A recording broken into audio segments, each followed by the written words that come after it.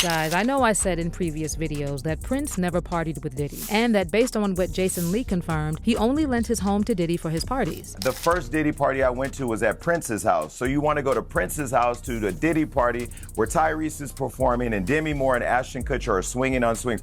That is what's happening on the other side of the wall. And so the one thing that makes this party different than a Jamie Foxx party or any other celebrity party that wrangles a bunch of young women or guys or whatever too, is that Diddy didn't let you bring your security in the party. Oh honey, buckle up, cause this tea is scorching hot and no one saw it coming. I mean, Prince and Diddy at the same parties? Not some cute little run-in or photo op, we're talking deep in the same circles. Yes, sweetie, it's true. Diddy even once bragged that Prince showed up to his birthday party in pajamas. Like, what? That's not just a quirky vibe, that's intimate level comfortable. But wait, there's more. Now people are finally listening to what the late Sinead O'Connor tried to tell us for years about Prince. And baby, what she said was screaming Diddy energy. So now that receipts are coming in during this trial, people are putting two and two together and realizing this might have been darker than any of us ever dared to imagine. Prince wrote that song. Yeah. Did you ever actually meet Prince? We did meet once, but we didn't get on very well. We tried to beat each other up. Really? We didn't get on too well, no. You tried to beat each other up? Well, it was more he tried to beat me up and I was defending myself, but... No. Why?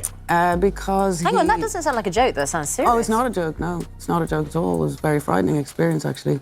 Let's go back to what Sinead actually said. Not whispers, not rumors, her words. She didn't just say Prince had a nasty side, she said she wasn't the only woman he mistreated. And before the Prince stands throw glitter and shade, just listen, we all love Prince the artist. That man was a musical god. But when you zoom out from the purple smoke and iconic fashion, the image gets unsettling. Because here's the kicker. She wasn't the only one speaking up, but folks just refused to hear it because, well, it was Prince, mysterious, brilliant, worshipped. So people let the mess slide. They swept allegations under the velvet rug, but now that we know Prince and Diddy actually knew each other and weren't just casual acquaintances, but real deal insiders in the same scene, people are side-eyeing hard. It's giving secrets, it's giving same playbook, and honey, it's giving cover-up. So how did we get all this dirt? Let's start at the trial that's blowing everything wide open. Diddy's former personal assistant, going by the name Mia, took the stand, and what she described was straight out of a horror script. She worked for Diddy from 2009 to 2017 and said he didn't just overwork her, he said her multiple times. Yeah, let that sink in. And then she said something that stopped everyone cold.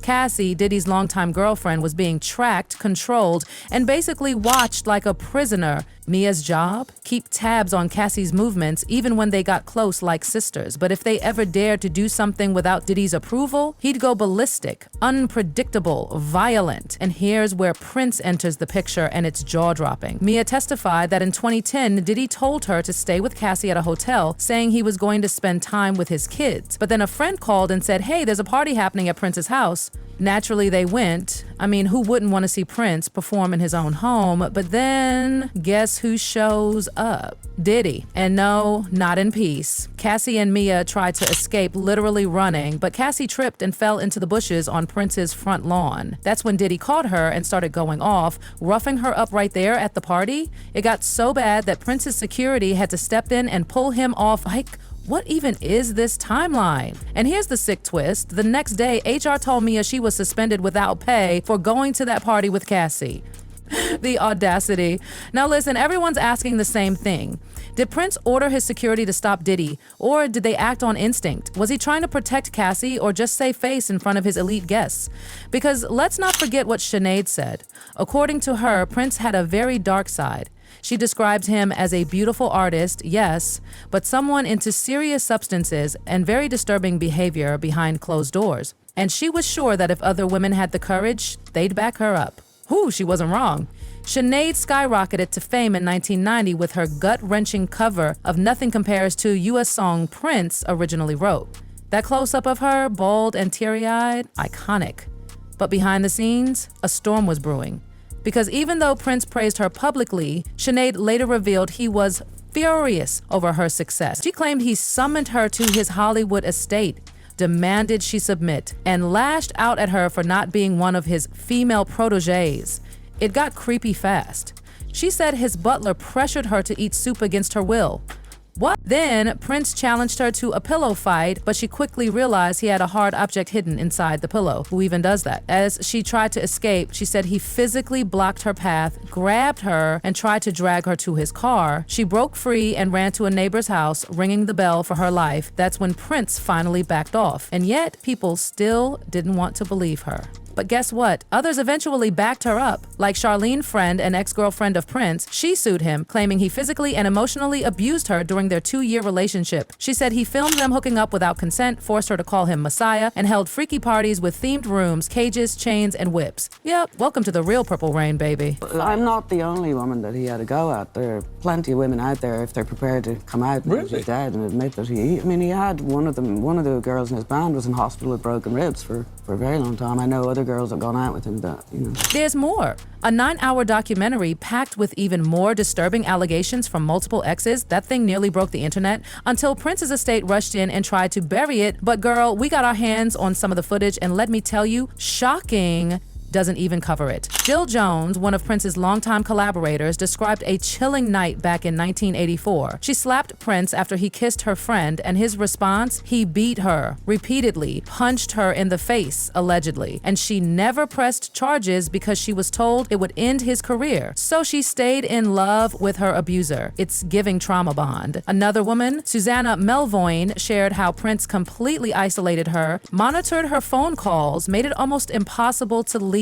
Controlling, manipulative, scary. And then there's his ex-wife, Mayte Garcia. Oh Lord. When they first connected, she was a 16-year-old belly dancer. Her mom submitted a dance video, Prince watched, and suddenly Mayte was backstage at his shows. A year later, she was living with him. Prince became her legal guardian at 17, and soon after, her lover. Let that sink in. He told her one day it was time to start birth control. That was the start of it all. People were stunned, but it was swept away in the purple mystique. Even his former bandmates said he used guilt and manipulation to get his way. When they asked for a raise, he pulled the "if you loved me, you wouldn't ask" card. When they stood up to him, he let them walk. The revolution? He let it fall apart just like that. So now the question everyone's asking is, are we just too scared to hold certain legends accountable? Because when you see all these receipts piling up and you see Prince and Diddy together in the same spaces, hosting and attending the same elite events, what does that mean? Were they bonding over music? Or something much, much darker? Both use their status to allegedly control women. Both have explosive accusations against them. Both had lawsuits, settlements, and buried documentaries. And both, somehow, managed to hold on to squeaky clean reputations in the public eye for years. Coincidence? Or culture? Because while people are ready to throw Diddy into the fire, and rightly so, shouldn't we also be asking the hard questions about Prince? Shouldn't Sinead's voice be louder now than ever? She tried to warn us, and we didn't listen. But maybe now, just maybe, people are finally opening their eyes. What was the real relationship between Prince and Diddy? And are we brave enough to talk about it? Let's not pretend this is just some wild internet conspiracy either. The trial brought this mess to light. It wasn't bloggers or YouTubers making stuff up. It was testimony under oath, honey. And if Prince's name is popping up during a federal case involving Diddy, we need to take that seriously. Because here's the twist no one expected. Diddy didn't just crash that party at Prince's house like some jealous boyfriend. He hunted Cassie down. After she ran into the bushes, he didn't stop. He kept going, and it took Prince security to stop him. That's how violent it got.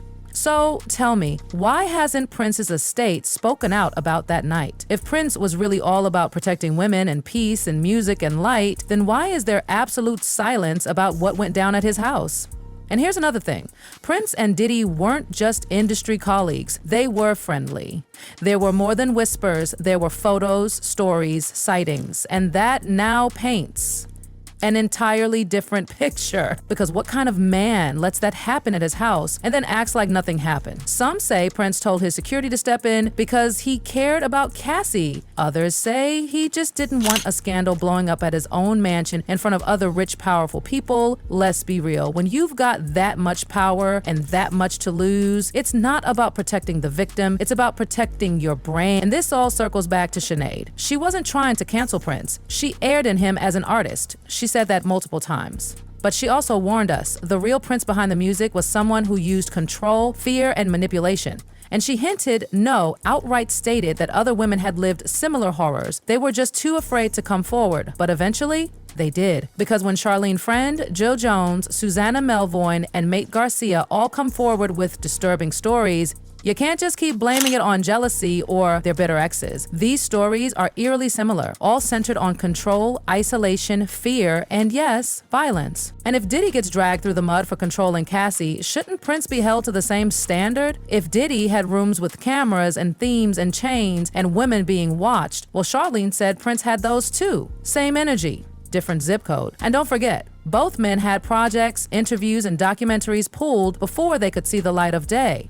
Isn't that convenient? Diddy's settlements with women? Prince had similar threats. His estate fought to suppress that 9-hour documentary so hard. They didn't want anyone seeing those testimonials, but when things are true, they have a way of leaking out. So we need to ask, how many of our idols are really just monsters hiding behind money, fame, and silence? Because here's another shocking point. How old was Maid when Prince first spotted her? Just 16, a child, and he was 35. That's not romantic. That's not a fairy tale. That's predatory. And then he became her legal guardian.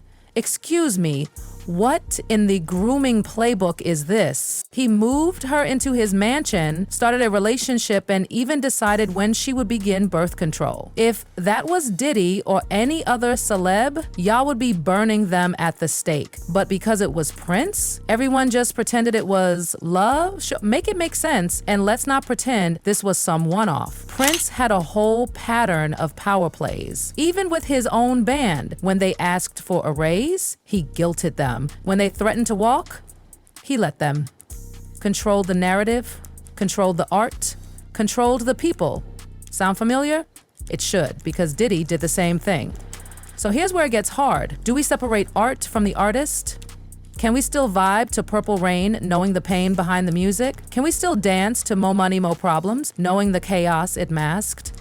Because maybe this isn't about just two men. Maybe it's about the entire industry. A system that rewards power, silences victims, and protects abusers with PR machines and hush money. We're finally calling out Diddy, and the dominoes are falling. But maybe that's why Sinead's warnings are so painful now, because she saw it first. She lived it. She spoke out when no one else would, and we failed her. We dismissed her, labeled her crazy, and now we're learning she was right all along. So maybe this is the moment to finally ask, what kind of friendship did Prince and Diddy really have? Were they connected through fame and music, or did they bond over the power they held over people, especially women? Because, child, it's all starting to look like a pattern. Not just isolated stories, not just rumors, but a full-on culture. A toxic, dangerous, celebrity-worshipping culture where too many people look the other way for too long. And here's what people are saying now. They're done separating the genius from the abuse. They're done letting fame be an excuse, and they're finally ready to believe women, even if it means tearing down idols. So maybe Prince and Diddy aren't identical,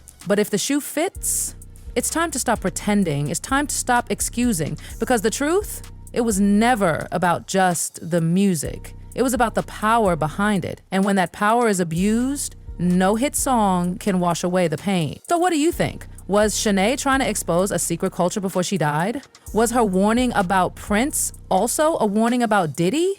And is this trial just the beginning of the industry's biggest reckoning? Drop your thoughts in the comments, because this conversation is far from over.